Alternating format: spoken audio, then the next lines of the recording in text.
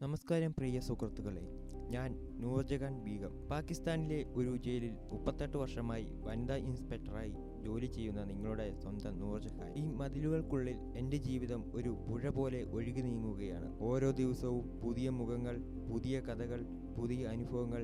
ചില കഥകൾ നമ്മുടെ മനസ്സിനെ വല്ലാതെ ഉലച്ചു കളയും. അങ്ങനെ ഒരു കഥയാണ് ഇന്ന് ഞാൻ നിങ്ങളുമായി പങ്കുവെക്കാൻ പോകുന്നത്. ഒരു പക്ഷേ ഈ കഥ നിങ്ങളുടെ ഹൃദയത്തിലും ഒരു വിങ്ങലായി അവശേഷിച്ചേക്കാം. ഈ കഥയിലെ നായകൻ അല്ല, ഒരു നിസ്സഹായനായ മനുഷ്യൻ. എൻ്റെ ഓർമ്മകളിൽ ഇന്നും ഒരു നിഴൽ പോലെ തെളിഞ്ഞു നിൽക്കുന്നു. അവൻ്റെ പേര് സലീം, തടവുകാരൻ നമ്പർ 515. ഞാൻ അവനെ ആദ്യമായി കണ്ടത് അവനെ തൂക്കിലേറ്റാൻ ഏതാനും ദിവസങ്ങൾക്ക് മാത്രം ബാക്കിയുള്ളപ്പോഴാണ്. സാധാരണയായി മരണശിക്ഷ കാത്തുകിടക്കുന്ന തടവുകാരുടെ കണ്ണുകളിൽ ഭയമോ നിസ്സംഗതയോ ചിലപ്പോൾ ക്രൂരതയോ കാണാം. എന്നാൽ സലിമിന്റെ കണ്ണുകളിൽ ഞാൻ കണ്ടത് മറ്റൊരു ലോകമായിരുന്നു. ഒരു തരം ശൂന്യത, ഒരുപാട് ദൂരേക്കുള്ള നോട്ടം. അവന്റെ മുഖത്ത് ഒരു ചിരി ഉണ്ടായിരുന്നില്ല, ഒരു കരച്ചിലുണ്ടായിരുന്നില്ല. ഒരു കല്ലുപോലെ അവൻ സെല്ലിന്റെ മൂലയിലിരുന്നു. അവൻ വളരെ കുറച്ചേ സംസാരിച്ചിരുന്നുള്ളൂ. ആരുടെ ചോദ്യങ്ങൾക്കും വ്യക്തമായ മറുപടി നൽകിയിരുന്നില്ല. സലീം, നിനക്ക് എന്താണ് സംഭവിച്ചത്? എന്തിനാണ് നീ ഇവിടെ എത്തിയത് എന്ന് ചോദിക്കാൻ എനിക്ക് പലപ്പോഴും തോന്നി. എന്നാൽ അവന്റെ മൗനവും ആ ശൂന്യമായ നോട്ടവും എന്നെ തടഞ്ഞു. 28 വയസ്സ് മാത്രം പ്രായമുള്ള ഒരു യുവാവ്, ഈ പ്രായത്തിൽ ജീവിതം തുടങ്ങേണ്ടവൻ മരണത്തെ കാത്തുകിടക്കുന്നു. എന്റെ മനസ്സ് വല്ലാതെ വേദനിച്ചു. ഒരു ദിവസം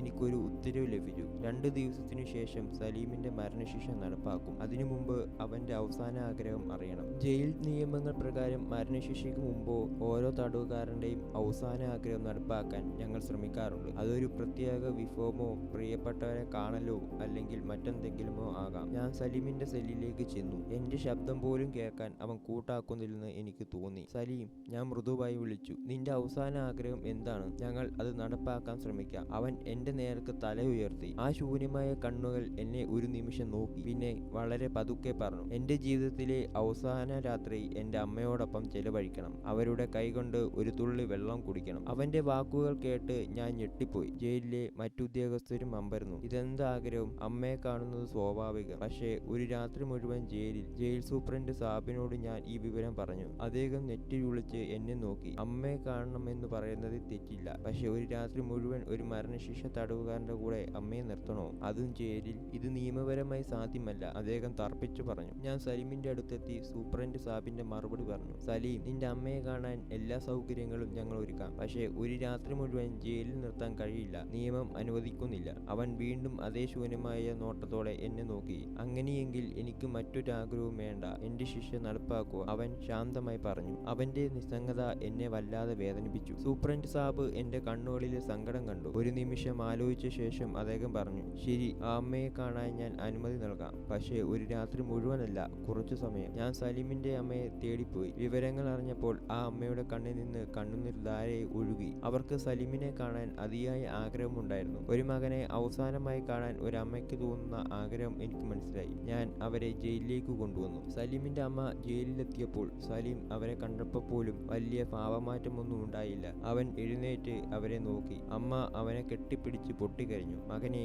നീ എന്തിനാണ് ഇങ്ങനെ ചെയ്തത്? നീ എന്തിനാണ് എന്നെ തനിച്ചാക്കി പോകുന്നത്? അവർ വിതുമ്പി. സലീം, നിനക്ക് എന്തെങ്കിലും പറയാനുണ്ടോ? നിന്റെ അമ്മ നിന്നോടൊപ്പമുണ്ട്, ഞാൻ ചോദിച്ചു. അവൻ അമ്മയുടെ കയ്യിൽ നിന്ന് ഒരു ഗ്ലാസ് വെള്ളം വാങ്ങി കുടിച്ചു. എന്നിട്ട് അമ്മയെ നോക്കി വളരെ പതുക്കെ പറഞ്ഞു, അമ്മ, ഞാൻ നിങ്ങളെ സ്നേഹിക്കുന്നു, എന്നോട് ക്ഷമിക്കണം. ഈ വാക്കുകൾക്ക് ശേഷം അവൻ പിന്നെയും മൗനം പൂണ്ടു. അമ്മയും മകനും ഒരുമിച്ചിരുന്ന കുറച്ചു നേരം. ആ നിമിഷങ്ങളിൽ സലീമിന്റെ മുഖത്ത് ഒരു നേരിയ പുഞ്ചിരി ഞാൻ കണ്ടു. ആ പുഞ്ചിരിക്ക് പിന്നിൽ എന്താണെന്ന് എനിക്ക് മനസ്സിലായില്ല. സമയം അതിവേഗം മുന്നോട്ട് പോയി. അമ്മയ്ക്ക് തിരികെ പോകേണ്ട സമയമായി. അമ്മ വിങ്ങിപ്പൊട്ടി പുറത്തേക്ക് പോയി. പിറ്റേന്ന് രാവിലെ സലീമിന്റെ ശിക്ഷ നടപ്പാക്കാനുള്ള സമയമെത്തി. അവനെ സെല്ലിൽ നിന്ന് പുറത്തിറക്കി. അവസാനമായി എന്തെങ്കിലും പറയാനുണ്ടോ എന്ന് ചോദിച്ചപ്പോൾ അവൻ ഒന്നും പറഞ്ഞില്ല. അവനെ തൂക്കുമരത്തിലേക്ക് കൊണ്ടുപോകുമ്പോൾ അവൻ എന്റെ നേരം ഒരു നിമിഷം നോക്കി. ആ നോട്ടത്തിൽ എന്തോ ഒരു ദുരൂഹതയുണ്ടായിരുന്നു. അവന്റെ ശിക്ഷ നടപ്പാക്കി. സലീമിന്റെ മരണശേഷം അവന്റെ കേസിനെ കുറിച്ച് കൂടുതൽ വിവരങ്ങൾ ഞാൻ ശേഖരിക്കാൻ തുടങ്ങി. അപ്പോഴാണ് ഞെട്ടിക്കുന്ന സത്യം ഞാൻ അറിയുന്നത്. സലീം ഒരു കൊലപാതക കേസിലാണ് ശിക്ഷിക്കപ്പെട്ടത്. എന്നാൽ ആ കൊലപാതകം നടന്ന ദിവസം സലീം ഒരുപാട് ദൂരെ